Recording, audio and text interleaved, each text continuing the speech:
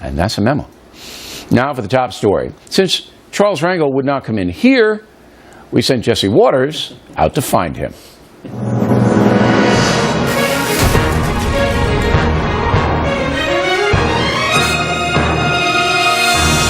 Congressman. Yes. Jesse Waters with the O'Reilly factor. The Zimmerman verdict came in, and you dodged us. That's just not so, and O'Reilly knows it. I have still waiting for an invitation to get on the show. Maybe your staff's not keeping you in the loop because that could very well be. Emailed you and called you a number of times. It could very well be that I did not think that his interviews and his program was adding to the peace and harmony that I think our races should be seeking. You said about the verdict. I think it's possible if the police had got a black Zimmerman, the question would be whether they would have beat him to death. Do you think that's adding to the peace and harmony? Let me make no mistake that there's nobody that would believe that if Martin was white, he would not have been stopped. And if Zimmerman was black, he would have been locked up. Whether or not they would have beaten him before they took him to the police station is subjective. But let me make it clear, Zimmerman was a part of the family in the community down there, and they thought, because of Martin complexion, that he was not.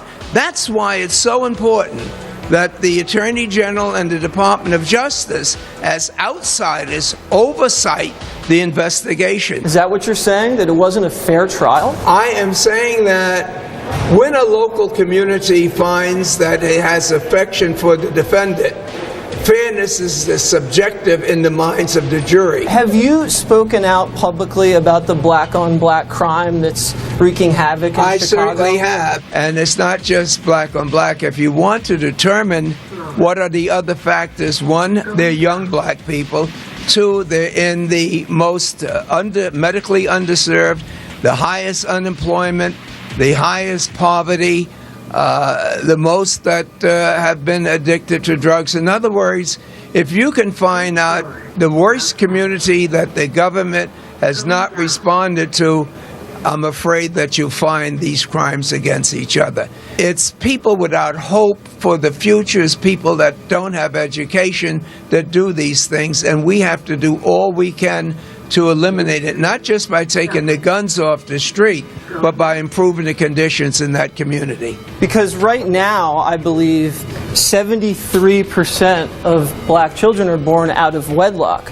It's not the government's fault that that's happening. It's not the white man's fault that that's happening, is it? Well, I hope you're not saying that the children that are born out of wedlock are born with guns in their hands. I'm not saying that, but white people have access to guns too, and they're not killing people at the same rate as black teens are. I don't know why you're bringing up kids born out of wedlock. I want to talk about the Martin case. He was not born out of wedlock, and so I don't see why you would raise that when we're talking about the killing of a young guy in Florida by a fella that was overzealous. My only point is that young black men are 10 times more likely to commit homicides than whites and Hispanic men combined. Well, that sounds like an invocation for the Zimmermans of the world to start shooting them down. Well, have a great day. You don't think that Zimmerman's more of a threat to black America than some of the other factors like high school dropout rates, narcotics, and out-of-wedlock births? I didn't before, but now that I've seen the results of the Zimmerman trial,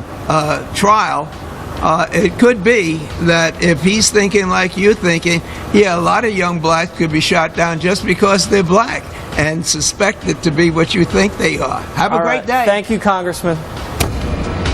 All right, here now is Jesse Waters. So, I don't know, look, that's just ridiculous. He didn't want to talk about the out of wedlock birth rate. No, he did not. I don't want to talk about that. No, he wanted to bring it back to Zimmerman each time, I kept on trying to talk about that, but he wanted to dodge and deflect, and I can understand why. It's very painful. I mean, if the white community was having trouble like the black community is, you wouldn't want to talk about it. It's incredibly embarrassing. Well, the other thing is that Congressman Rangel has no track record at all in discouraging that or even inviting a so-called conversation. I hate that word. But he just steers clear of it, and that's why he wouldn't come in here. He was disingenuous up top. He knows who we were trying to get him. Well, exactly, because we asked him point blank, and he said first that you never asked him. Then he said his staff never told him, and then he finally came around and said, well, he's actually seen your program. He didn't like the tone. Didn't like the tone. That's why. Right, yeah. So the story changed. So he wasn't telling the truth there. I like Rangel personally. I've known him for a long time. But he's one of many who simply will not get to the heart of the problem. He won't. No. And they don't understand, they being the grievance industry, the civil rights industry, that is driving all the offshoots. The unintended consequences of this chaos is leading to the Zimmerman-Martin situations and all of that. Right, because if you're a leader in the black community, you can get patronage, power, and a lot of money by exploiting these grievances. All right, Waters. Maybe the congressman will change his mind and kind of come in here. And we'll see about that. We'll see him.